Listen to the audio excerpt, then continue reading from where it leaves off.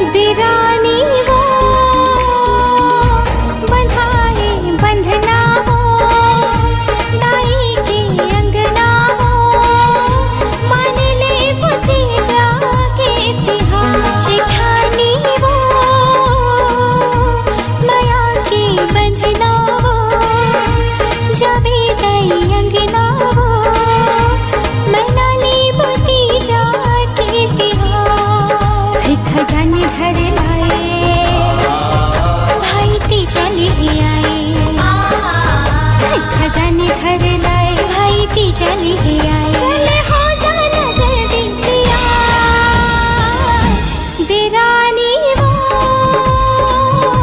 बंधाए बंधना हो, दाई के अंगना हो, मान ले भतीजा के तिहार।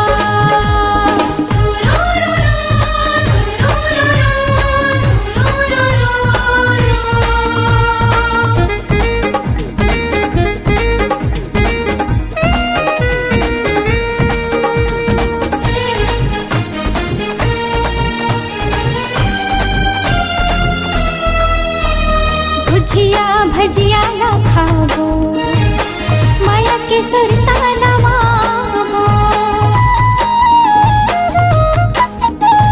गुजिया भजिया ना खाबो, माया के सुरता नवाबो।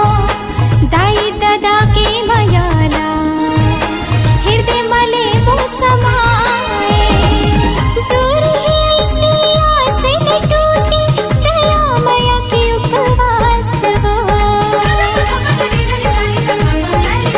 सुन मोर वो देरानी, काई दीदी वो जेठानी। सुन मोर वो देरानी, काई दीदी वो जेठानी। भाई बहिनी के मिले वो प्यार, जेठानी वो माया के बंधना हो, जावे दाई अंगना हो, मना ले भतीजा के तिहार। मान ले भतीजा के तिहार।